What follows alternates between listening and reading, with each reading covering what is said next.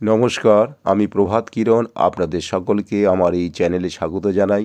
আপনারা দেখছেন সৌমেন স্যারের ছাদ বাগান। একই সার্কেলে আমিও শিক্ষকতা করেছি। সৌমেন স্যার প্রথম দিকে একাই স্কুল চালিয়েছিলেন। ওনার অক্লান্ত পরিশ্রমে বিদ্যালয়ে ছাত্র সংখ্যা বাড়িয়ে এবং বিদ্যালয়ের শ্রেণীকক্ষ বাড়িয়ে বর্তমানে বেশ কিছু শিক্ষক নিয়ে বিদ্যালয়ে একটি সুন্দর রূপ দিয়েছেন। ধৈর্য, চেষ্টা, আগ্রহ এই তিনটি বিষয় যে সাফল্যের চাবিকাঠি সেটার প্রমাণ আজ সৌমেন স্যারের বাড়িতে এসে দেখলাম। স্বামী, স্ত্রী ও পুত্র এই তিনজনের সংসারে তিনজনই সার্ভিস করেন। খুবই ব্যস্ততার সংসার। আজ এসে দেখি সৌমেন স্যার রান্নার কাজে ব্যস্ত, সকালের বাজার ইত্যাদি কাজ করার পর। স্ত্রী পুত্রের অফিস যাওয়ার তারা, যদিও স্যারের ছুটি ছিল তাই আমাকে ব্যস্ততার মধ্যে কিছুটা সময় দিলেন। স্কুল জীবন ও সংসার জীবনে যথেষ্ট ধৈর্যের পরিচয় দিয়েছেন এবং সফল হয়েছেন। এই ব্যস্ততার মধ্যে ছাদ বাগানে দারুণ সফলতা আমাকে অবাক করে দিয়েছে। সর্বপ্রথম শ্রদ্ধেয় সৌমেন স্যারের সাথে আপনাদের সকলকে পরিচয় করিয়ে দিই। এবার আমরা স্যারের কাছে অনুরোধ জানাবো ওনার ছাদ বাগানের সাথে আমাদের পরিচয় করিয়ে দিতে। এটা হচ্ছে বাড়ি ওয়ান মালটা, ফুল এসে গেছে বসন্তকাল। এখন ট্রিটমেন্টে আছে। গত বছরে প্রচুর হয়েছিল, আমাদের সবখানেক হয়েছিল। এবছর দেখা যাক কতগুলো হয়। আচ্ছা, এটা হচ্ছে বারোমাসি পাতিলেবুর গাছ, এই যে প্রচুর হয়ে আছে। এটা হচ্ছে অফ সিজনের ফুল, অফ সিজনের ফুলের ফল। এই নতুন সিজনে আবার এই কুড়ি কুড়ি বেরোচ্ছে। এতে একটা মিরাকুলার স্প্রে করার পরে এই ফুলগুলো আবার এসছে। আবার একটা মিরাকুলার স্প্রে করলে আবার বেশ ফুল আসবে। আর এটা হচ্ছে স্ট্রবেরি পেয়ারার গাছ। এটা তো মিরাকুলার স্প্রে করা হয়েছে, বসন্তকালে এইবারে ফুল এসে যাবে এর। এটা হচ্ছে সবেদা, এই একটা সবেদা হয়ে আছে। প্রচুর সবেদা হয়েছিল, পেরে নেওয়া হয়েছে। পেরে নেওয়ার পরেও কিছু সবেদা আর রয়েছে, এটা বাড়লে পরে আবার পারা হবে। আর এটা হচ্ছে আমার মাদার ড্রাগন গাছ। এতে 200-র মতন ড্রাগন হয়েছিল আগের সিজনে। এইটা একটা, ওই ধারে একটা আছে। এগুলো গত বছরে প্রচুর হয়েছিল। এই যে সব এগুলো লেগে লেগে আছে, এখানে হয়েছিল। আচ্ছা, এই জায়গাটাতে হয়েছিল। এই জায়গাতে হয়েছিল, এবছর আবার এখান থেকে হবে। আচ্ছা, বাহ। এই ড্রাগন গাছের নিয়ম হচ্ছে, নতুন কুশি এলে যখন বেশ কুশিগুলো বড় বড় হয়ে যায় তখন এই ডগাগুলো কেটে দিতে হয়। ডগাগুলো কেটে না দিলে এই যে ডগার সামনে যে অক্সিন হরমোনটা আসে, এই অক্সিন হরমোনের জন্য এটা খালি বেড়েই যাবে, কিন্তু ফল হবে না। এই অক্সিন হরমোনটাকে কাটার জন্য আচ্ছা, এই ডগাটা কেটে দিতে হবে। দিলে পারে কি হবে, যে অক্সিন হরমোনটা আর এখানে গ্রো করবে না, আবার নিচের দিকে যাবে। গেলে পারে এই যখন গরমকাল আসবে এপ্রিল মাসে, তখন এই কুঁড়ি এখান থেকে প্রচুর পরিমাণে কুঁড়ি হবে। কুঁড়ি হলে এবার রাত্রি 10টার সময় কুঁড়িটা ফুটবে, তখন উঠে এটাকে হ্যান্ড পলিনেশন করতে হবে, নাহলে কিন্তু ফল হবে না। আর এটা হচ্ছে সাদা জাম গাছ, ফুলে ফুলে ছেয়ে গেছে। এটা অনেকদিন সময় লাগে, এটা সেই এপ্রিল মে মাসের দিকে এগুলো পাকবে। পুরো আঙুরের মতো হয় এগুলো যখন পাকে, সাদা পুরো, কোনো কালার কোনো সিন নেই, পুরো সাদা। আচ্ছা আচ্ছা আচ্ছা। এটা একটা থাই প্রজাতির গাছ। এটা মানে ডোয়ার্ফ প্রজাতি, এগুলো বাড়বে না, এই সেরকম ঝাঁকড়া হবে, উপর দিকে উঠবে না। আর ছাদ বাগানের উপযুক্ত গাছ হচ্ছে এই ধরনের গাছ, যেগুলো উপর দিকে উঠবে না কিন্তু পাশের দিকে বাড়বে, নাহলে ঝড়ে উল্টে যাবে সব। আচ্ছা, বাহ। হ্যাঁ, এটা কি গাছ? এটা থাই পেয়ারা। এটা এই সবে ডগাগুলো কেটে দিয়েছি, এই বসন্তকালে ডগাগুলো বেরোচ্ছে, এখন প্রচুর পরিমাণে কুঁড়ি বেরোবে। একেও মিরাকুলার স্প্রে করা হয়েছে 2 দিন আগে, এবারে কুঁড়ি এসে যাবে। আর এই একটা সবেদা আছে, এটাও থাই সবেদা, প্রচুর হয়েছিল এবছরে। এই কিছু কিছু আছে এখনো, বাকিগুলো সব আমরা খেয়ে নিয়েছি। আর এটা কি গাছ? এটা হচ্ছে লাল জামরুলের গাছ। এটা 2 বছরের পুরনো গাছ, কিন্তু এখনো এর ফল হয়নি। তা আশা করছি এবছরে হতে পারে। বুঝতে পারছি না এর ফলটা কেন দেরি হচ্ছে। এটা কি গাছ? এটা হচ্ছে কমলা গাছ বলেছে। গত বছরে কমলা হয়েছিল, কিন্তু পাকা অবধি আর যেতে পারেনি, পাখিতে নষ্ট করে দিয়েছে। আচ্ছা, আর এটা হচ্ছে ইন্ডিয়ান মালটা। মালটা আচ্ছা, মালটা গাছ হচ্ছে আমাদের দেশি যে গাছ, পাতিলে মানে বাতাবি লেবুর গাছ। আচ্ছা, তার সঙ্গে মুসম্বি লেবুর গাছের একটা শঙ্কর প্রজাতির গাছ মালটা। আচ্ছা এই গাছটাকে প্রথম আবিষ্কার করে আফ্রিকার একটা প্রদেশের মালটা শহরে, আচ্ছা। সেই জন্য এই প্রজাতির নাম মালটা। মালটা হয়? হ্যাঁ মালটা হয়, প্রচুর পরিমাণে মালটা হয়, দারুণ মিষ্টি। বাহ। আর এইটা থোকো থোকো সব কামরাঙা হয়ে আছে। আচ্ছা বাহ, একদম থোকো থোকো কামরাঙা।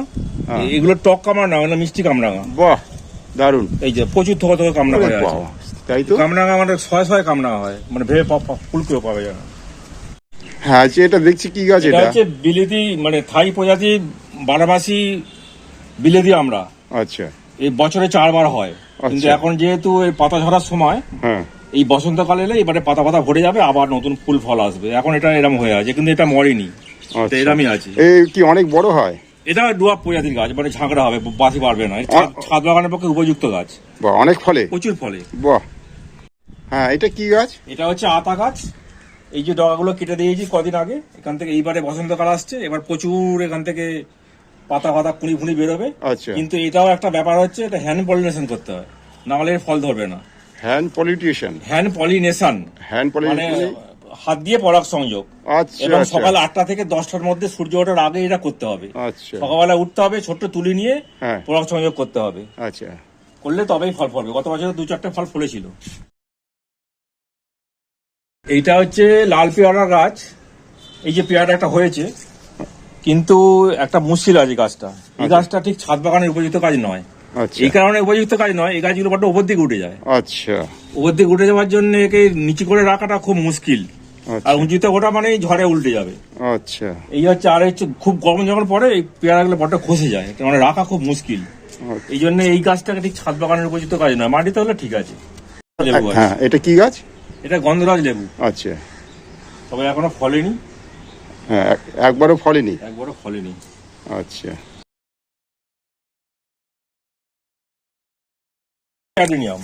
বাহ। এই যে সবে ফুল ফুটছে, এগুলো সব আমার হাতেই তৈরি। আচ্ছা, মানে এই কি আর এই এর গাছ চারা কি করে করেন? চারা করি মানে দুটো মাদার গাছ ছিল, এই একটা গাছ এই একটা গাছ। এই মাদার গাছের ফুল থেকে হ্যান্ড পলিনেশন করে এই সব গাছ তৈরি করা। আচ্ছা বাহ, যত গাছ আছে দারুণ। আচ্ছা এই তো পুঁই শাক গাছ দেখছি। এটা পুঁই শাক গাছ। এটা কি গত বছর না এবারে লাগিয়েছেন? এবছরই লাগানো গাছ, প্রতিবারে বড় হয় আর কেটে কেটে খাই। আচ্ছা, এই হচ্ছে গাছ। আর এখানে তো অনেক রকম গাছ দেখতে পাচ্ছি। এটা হচ্ছে বেরি। আচ্ছা, বেরি এই কদিন আগে হয়েছিল, এখন আপাতত দেখছি নেই। তুলে খেয়েছি, টক মিষ্টি খেতে ভালোই খেতে। আচ্ছা, আর এইখানে তো দেখছি কোথায় ফুলের গাছ আছে। এগুলো হ্যাঁ, ভুগনভেলিয়া। এই ছোট ছোট সবে ধরেছে ফুল, একক্ষেপ হয়ে গেছিল আবার ধরেছে। হ্যাঁ হ্যাঁ হ্যাঁ, বাহ। এখানে অ্যাডেনিয়ামের সব গাছ তৈরি হচ্ছে। বাহ, খুব সুন্দর।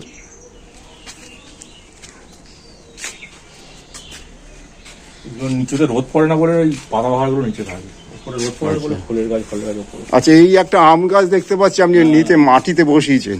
মাটিতে বসানো আম গাছ। আচ্ছা, এইটা কি আম গাছ? এটা হচ্ছে সুবর্ণরেখা। আচ্ছা, এই যে কুড়ি এসছে, মৌল এসছে। গত বছরে বোধ হয় 500 আম হয়েছিল। বাহ, এইটুকুনি গাছে বেশ বড় হয় আম। আম বড়, এরকম বড় বড় হয়। আচ্ছা, হেভি মিষ্টি। বাহ। একেও মিরাকুলার স্প্রে করতে হবে, কেননা ওই কুড়ি এসে গেছে, আর একটা বিষ স্প্রে করতে হবে। আচ্ছা, এবার আমরা স্যারের কাছে জেনে নেব এই ছাদ বাগানের প্রতিটি টবে কি ব্যবহার করেছেন। তার আগে আপনাদের সকলের কাছে অনুরোধ, ভিডিওটি ভালো লাগলে লাইক কমেন্ট শেয়ার করবেন। সাবস্ক্রাইব করা না থাকলে সাবস্ক্রাইব করে বেল আইকনে ক্লিক করে দেবেন, এতে আরও ভালো ভিডিও আপনাদের দেখানোর উৎসাহ পাবো। আরও অনেক মানুষকে এই রকম ছাদ বাগান করার উৎসাহ দিতে ভিডিওটি যতটা পারেন আপনাদের পরিচিত মানুষের কাছে শেয়ার করুন। আচ্ছা, এই ছাদ বাগানে আপনি যে গাছগুলো লাগিয়েছেন, হ্যাঁ, সেগুলো কি মাটি না কি দিয়ে ব্যবহার করেন? না, কোনো গাছেতেই মাটি নেই, এক ফুট চিমটেও মাটি নেই, কেন ছাদের লোডের কথা চিন্তা করতে হয়। কোকোপিট আছে, আর ভার্মি কম্পোস্ট আছে, আর বালি আছে, তিনটে সমান সমান ভাগে। আচ্ছা, মানে 1 ভাগ কোকোপিট, 1 ভাগ বালি, 1 ভাগ ভার্মি কম্পোস্ট। তার সঙ্গে হাড়ের গুঁড়ো 250 গ্রাম, শিংকুচি 250 গ্রাম, সর্ষের খোলা 250 গ্রাম, এইভাবে দিয়ে মাটিটাকে মাখিয়ে মানে 1 মাস রাখতে হয়। আচ্ছা রাখার পরে তারপরে গাছগুলোকে রিপোর্ট করতে হয়।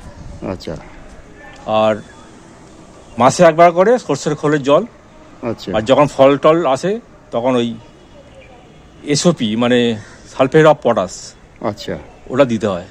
আচ্ছা আর কুড়ি আসার আগে মিরাকুলার স্প্রে করতে হয়, আচ্ছা। তবেই গাছে ফল টল ধরে আর কি।